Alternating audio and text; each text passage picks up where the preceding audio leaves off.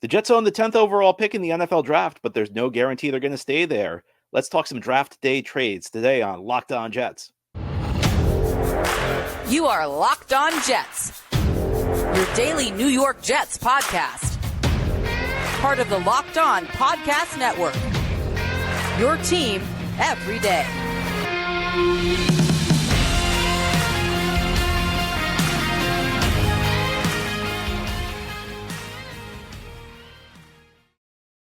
Welcome. This is the Locked On Jets podcast, part of the Locked On Podcast Network, your team every day. It's Friday, April 19th, 2024, and I'm your host, John B. from GangGreenNation.com. Thanking you so much for making the show your first listen or first watch every day. Subscribe to the show for free on YouTube or wherever you get your podcasts so you'll get new episodes as soon as they're posted. If you enjoy the show and are listening on a podcast source, give it a 5-star review. If you're watching on YouTube and enjoy the show, give this episode a big thumbs up. It helps us out and helps other Jets fans find the podcast. Today's episode is brought to you by Monopoly Go. I admit it, I have a competitive side, and it's a big fan of Monopoly Go, the mobile hit twist on classic Monopoly. So join your friends and download Monopoly Go, now free on the App Store or Google Play. Well, today on the show, we're going to talk about some potential draft day trades the New York Jets could make. Occasionally on the show, I go through mock drafts just to get a sense of who may be available for the Jets when they pick in the first round. Also, to kind of lay out some of the scenarios that may play themselves out. Well, some of these mock drafts have proposed trades in them. And we talk all the time on the show about the possibility of the Jets trading up or trading down, but a lot of the discussion on this is very hypothetical. There are a couple of recent mock drafts that have the Jets making a trade, either trading up or trading down. And these are scenarios that could play themselves out. These are real scenarios that are pretty realistic. So we can examine, what options the New York Jets may have in front of them as they approach the 2024 NFL draft and decide whether or not they want to make a trade with the 10th overall pick. So the first mock I'm looking at is from Pro Football Focus. It came out this week by writer Nathan Jenke, and he has the Jets trading up all the way to 4. So they're trading up to 4 with Arizona, and they're taking Marvin Harrison Jr. So the Jets in this trade get the number 4 pick. They give up the number 10 pick, the number 72 pick, which is their 3rd round pick this year, and next year's 2nd round pick, and also Allen Lazard. So essentially a 1 and a 3 this year, a 2 next year, and Lazard. That's what the Jets are giving up in this hypothetical trade to move up for Marvin Harrison Jr., who is the consensus number 1 wide receiver prospect in this year's class. I know there are a couple of people out there throwing the name Malik Neighbors, but most analysts have Marvin Harrison Jr. as the number 1 receiver in this year's class. To get him, again, the hypothetical price, we don't know exactly that this is going to be the price, but it's a ballpark figure. We're talking the 10th pick, the 72nd pick, a 2025 2nd round pick, and Allen Lazard. All right, we can start with Lazard, and we know that giving up Lazard is irrelevant in this. Giving up Lazard's a good thing. In fact, the Jets giving up Arizona taking on Lazard may drive up the price the Jets have to pay for Arizona, because I don't know why Arizona would want Lazard, and Lazard would become really superfluous if the Jets draft a wide receiver in the first round. I mean, you're talking about he becomes the number 4 receiver. He becomes, an $11 million bench player. So that's not significant. And I think if the Jets made this trade, I'd be kind of conflicted. And I think about the difference between tactics and strategy. And that really comes to mind when you talk about a trade like this, because going to get Marvin Harrison Jr., it seems like a great tactic. It seems like the type of move that you could get a guy who has the potential to be a great wide receiver in this league, a guy who, if everything goes right for him, could be an all-pro caliber type player. There is part of me that wonders, would Marvin Harrison Jr.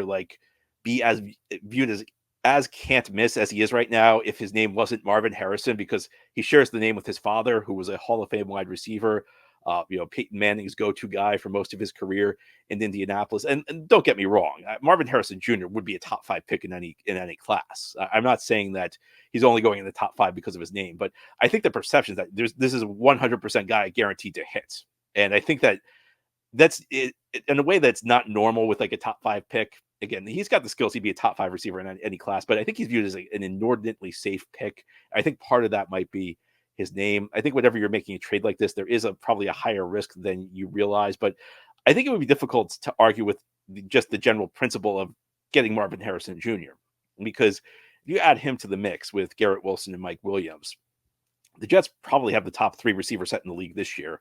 And you have a guy who you're hoping, if everything clicks, and again, like the boom scenario, I think people think is like a guarantee. It's not a guarantee, but if everything clicks for him, this is the type of guy who, could be an all-pro type receiver. He has the potential to be one of the top 5 receivers in the league. in a way most receiver prospects don't. In a way, even probably Garrett Wilson doesn't. And I love Garrett Wilson.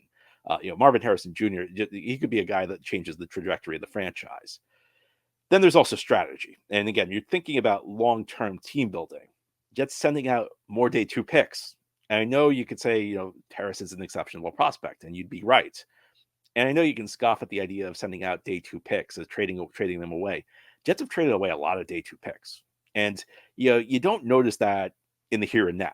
It takes a couple of years for that to really start to cook. And then a few years down the line, you find yourself short on talent because you've repeatedly given away your premium picks. And I still think picks in round 2 and round 3 are premium picks. And you're talking about giving away 2 more in this trade. And I think that that's the type of thing that could impact your team long term.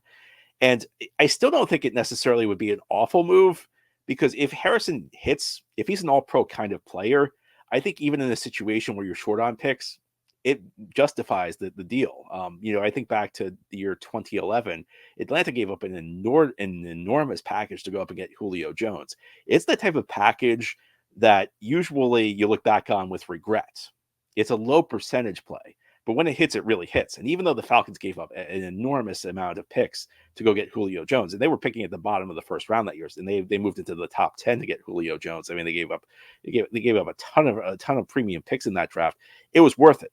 A great player is worth all of those premium picks. But to justify a move like that, Harrison would have to be every bit as good as advertised. And that gets me back to what I was saying is I think there is a chance he is that good. I'd even argue there's a pretty good chance.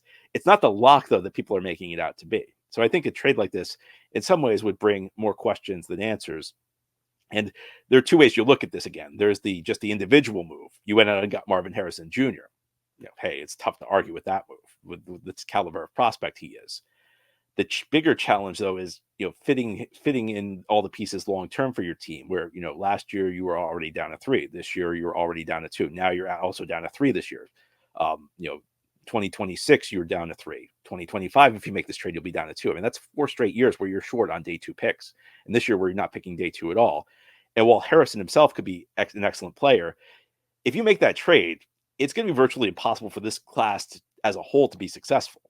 And you're not going to bring in the number of players you need to bring in to make your team successful over the course of the long run. Because in the NFL, one great player can make a big difference, but one great player can only do so much. And if I sound conflicted, that's why I am about this idea. And it's because there are some really good elements to this potential move and some elements that really aren't so good for the Jets. And the tiebreaker for me, and I hate to say it, is just thinking about where the Jets are right now when they have the 10th overall pick. And a big part of me feels like after I consider all of the elements of this, all the good and the bad, when you're at 10, if you can't find a great player, what are you doing? Why do you need to trade up to 4 to get a great player? Historically, we've seen in the NFL draft that great players are available throughout the first round. And if you're making a move, I mean, look, if Harrison's every bit as good as advertised, if Harrison's as good as his father, at the end of the day, I think it would be difficult to argue with a move up, but it comes at a great cost. And I think that, this trade will be highly celebrated if the Jets make it, but I don't think it's as much of a slam dunk as it's made out to be. And I have a lot of hesitation about sending out more premium picks when you talk about just the big picture, the team building process. Now, head on the Locked On Jets podcast, we'll talk about another trade-up scenario. It's one where the Jets aren't moving quite as high up. It's one that I think would be much more palatable. I'll tell you more about that as we continue here on this Friday edition of Locked On Jets. Today's episode is brought to you by Yahoo Finance. Wouldn't it be great if you could see all of your investment and retirement accounts in one place? With Yahoo Finance, you can consolidate your views from multiple accounts into one hub and access the expert analysis you need to tend to your entire portfolio with confidence.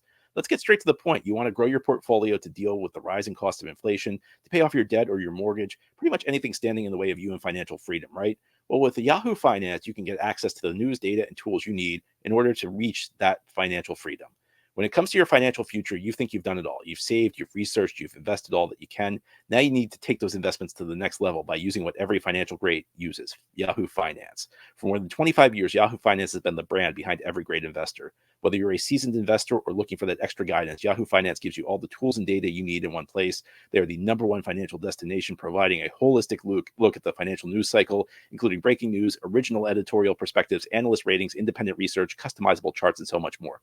Securely link your brokerage accounts for a unified view of your wealth, including 401ks and other investments. A comprehensive perspective of what sets apart great investors, and it's how Yahoo Finance ensures you have the insight to look at your wealth in its entirety. And with a community of over 90 million users each month, their real strength is helping you on your way to financial success. For comprehensive financial news and analysis, visit the brand behind every great investor, yahoofinance.com, the number one financial destination, yahoofinance.com. That's yahoofinance.com. Thank you so much for making Locked On Jets your first listen or first watch every day. A big shout out to you everydayers. This is a daily podcast covering the New York Jets. We have new episodes each day through the week, Monday through Friday. And if you're a fan of Locked On Jets, you'll be a big fan of the Locked On NFL Mock Draft. It's available now. Find the ultimate 6-episode series on Locked On NFL Draft to hear who the local Locked On experts like me are picking for each NFL franchise, like the Jets, with live reactions from local college football experts and even the fantasy football angle. The Locked On NFL Mock Draft, available now on Locked On NFL Draft or YouTube or wherever you get your podcasts. And today on Locked On Jets, we're talking about the NFL Draft. It begins this coming Thursday, 6 days away from the start of the NFL Draft. And Jets own the 10th overall pick. They may not necessarily stay at the 10th overall pick, though. It's a possibility they trade up or trade down. Today, we're examining some scenarios involving trades of the 10th pick that mock drafters have laid out. ESPN's Bill Barnwell each year before the draft publishes a first-round mock where essentially he comes up with a trade scenario for every team. And he has a couple involving the Jets. One of them involves the Atlanta Falcons with the 8th overall pick. And in this, the Jets would trade up from 10 to 8. So they'd only move up 2 spots. And they would send their third-round pick this year. So they'd send the 72nd pick with number 10 to Atlanta to move up to 8. But in the trade, Atlanta's also sending something back. In addition to 8, the Jets would get the 109th pick in the 4th round and the 143rd pick in the 5th round. So to summarize all this, Jets are sending the 10th pick and their 3rd-round pick. Falcons are sending the 8th pick, their 4th-round pick, and the 5th-round pick. So number 10 and the 3 go to Atlanta. Number 8, a 4, and a 5 go to the Jets. And the Jets would pick Rome Odunze in this situation. I like this trade up way better than the first one. And part of it's the idea that Atlanta's sending something back. Atlanta's sending back a 4 and a 5. Now, once again, in this scenario, the Jets are completely out of day 2 of the draft this year. And that's a tough spot to be in. But I think if you actually look at this trade, in a scenario where you were sitting there at 72, and Atlanta calls up and they offer 109 and 143 for 72, I mean, there's a chance you may take that. Jason Fitzgerald, the great expert on the salary cap, actually came up with a chart for a book that he wrote. And you may be familiar with the Dallas Cowboys chart that was devised in the early 1990s by it's called the Jimmy Johnson chart. It was actually a minority owner, Mike McCoy of the Cowboys at that point, who came up with the chart. And essentially it assigns points to each pick. And the idea is that every pick has a value. So that way, when you're making a trade on draft day, you can just add up the points and see like whether the trade adds up.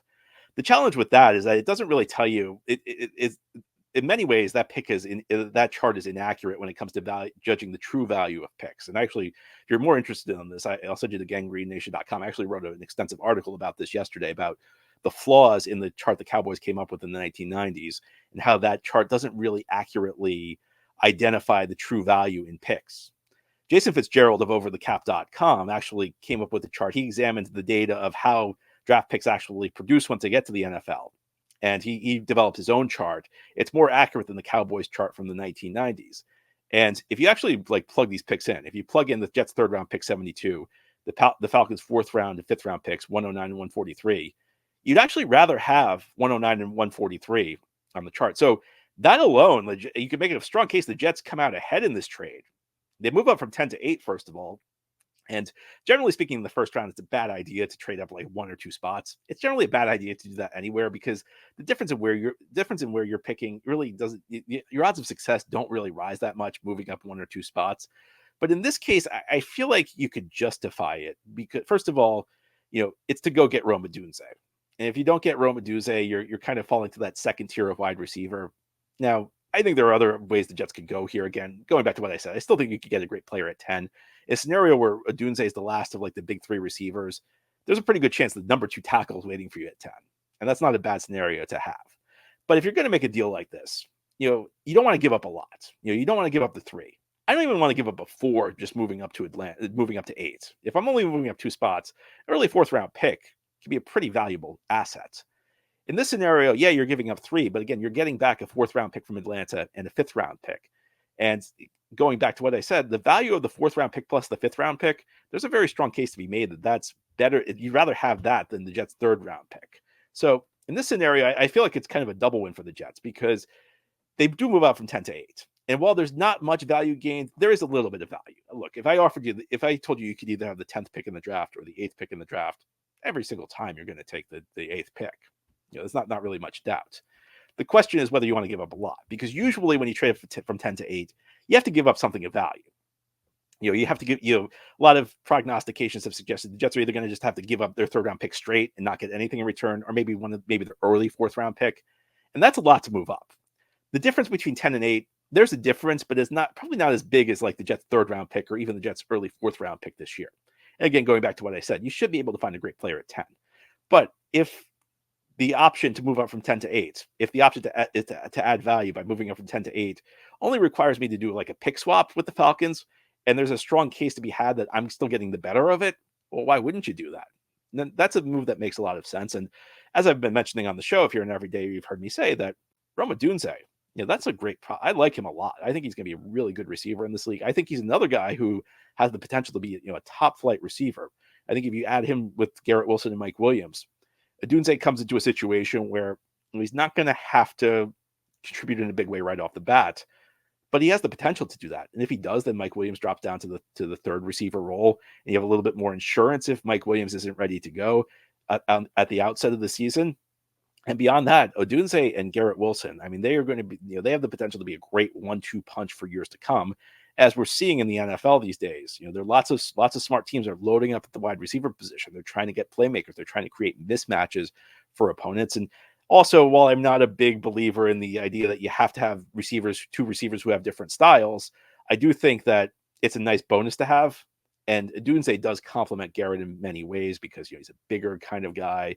He can win contested catches in a way Garrett isn't so good at doing. So from that standpoint, I think that would be a nice addition for the New York Jets. And look, if you don't have to give much up, like I'm not a big fan of trading up, because historically, one of the things that you see over and over, and there are multiple studies that have been done on this, it's a bad idea to trade up. Typically, you lose more than you gain by trading up. And the reason for that is that teams tend to overpay for the trade up. They tend to give up just too much value. They underestimate the value of later picks.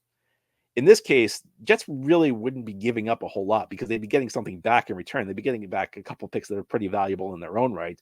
And again, arguably more valuable than the 3rd round pick the Jets are giving up. So if the Jets are going to trade up, this is the kind of trade that I'd like it to be, because you're adding to your draft capital. Even though you're giving up that 3rd round pick, even though you're taking yourself out of day 2, you are adding a 4 and you're adding a 5. And those are picks that, in the right hands, can still be effective. You can still find good players with those selections. Of course, the only option for the Jets may not be to trade up. They could also trade down. That's my preferred method.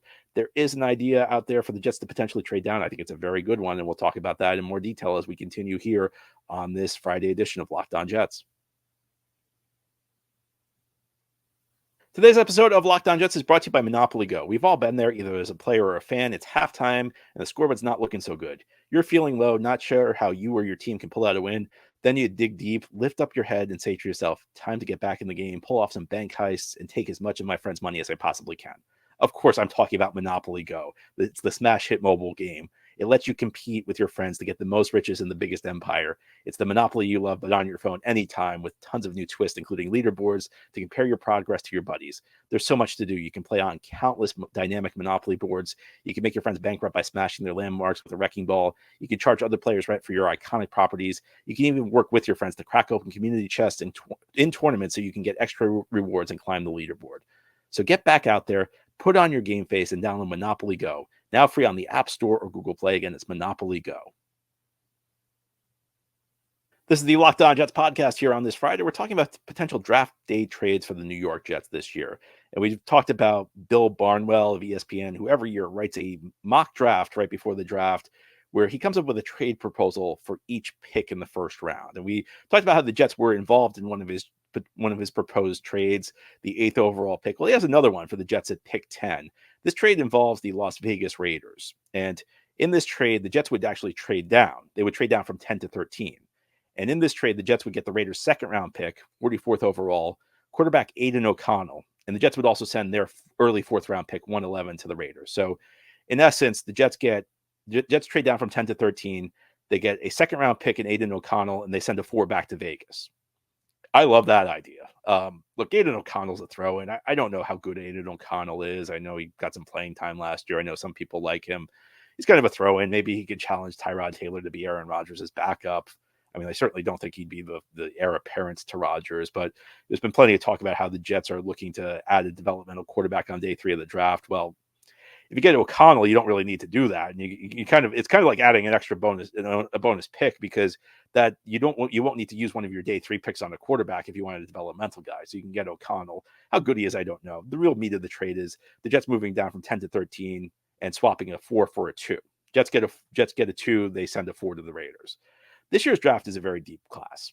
It's viewed as a class. It's an interesting class because it's viewed as a class that doesn't have a ton of like elite talents, but it's a class where it's very deep, where there's lots of good players available.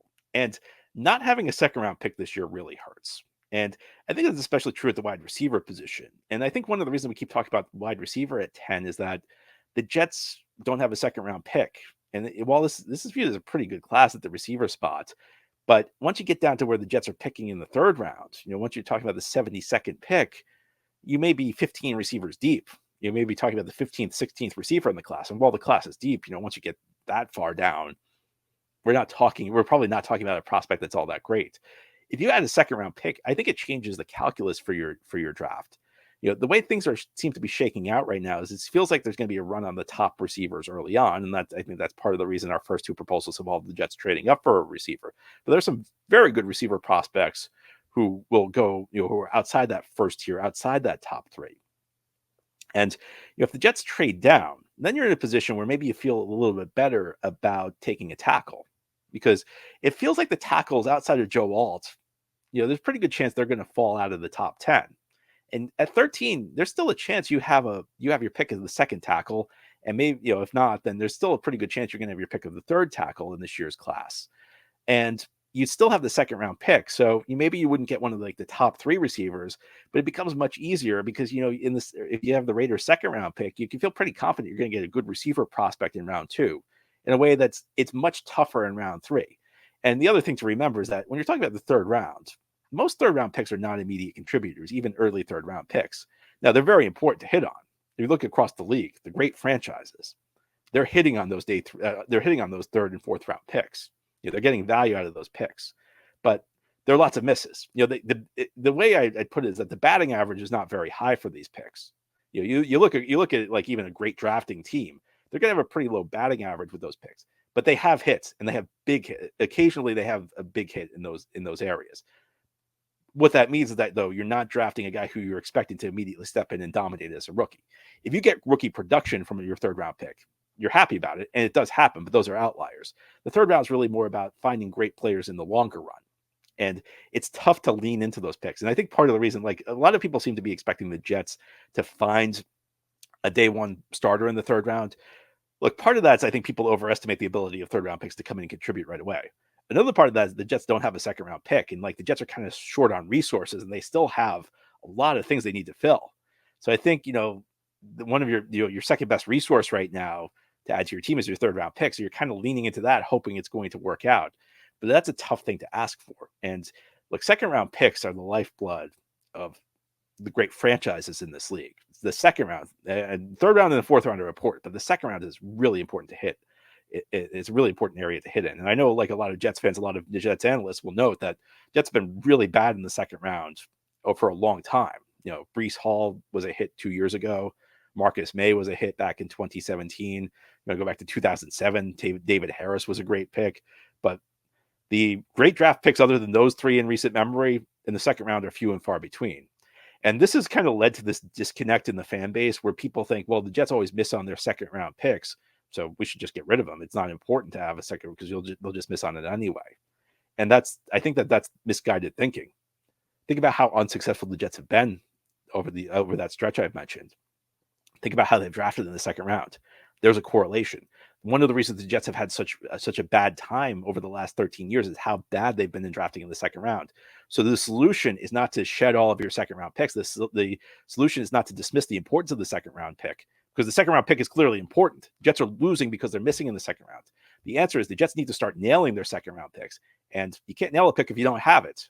The second round pick this year went to Green Bay. It completes the Aaron Rodgers trade. That's the last pick the Jets are sending to Green Bay for Rodgers. And, I'm not going to have a debate today about the Rodgers trade because there's so many elements to that. But one thing that's clear to me is the Jets should try and get back into the second round this year. And this is one of the reasons I'm more in favor of trading down than I am trading up. If the Jets can get a second round pick and only drop 3 spots, that's a great deal. I mean, if that's the deal you get a chance to only drop 3 spots, even if you're sending the early 4 and you get back into the second round. That's a game changer for the Jets in this year's draft class. And that makes it very likely the Jets will have a successful draft class. In the first segment, I talked about trading up into the top 5 for Marvin Harrison Jr. I talked about you're sending so many picks out that it's difficult to look. It's going to be difficult to have a class that's successful as a whole. If you get a second round pick into the mix and you only drop to 13, your odds of having a very successful class go way up, and you have much more flexibility with what you can do in the first round because you can draft a tackle knowing that you're probably going to have a shot at a pretty good receiver prospect in round 2. Anyway, that's all for today's episode. This has been the Locked On Jets podcast, part of the Locked On Podcast Network. Your team every day is our motto. As always, if you enjoyed the show, hit the subscribe button where you're watching or listening so that you'll never miss an episode. If you enjoy the show and are listening on a podcast source, give it a 5-star review. And if you're watching on YouTube and enjoy the show, give this episode a big thumbs up. Helps us out, helps other Jets fans find the podcast. Enjoy your weekend, everybody. We'll be back on Monday to talk more Jets.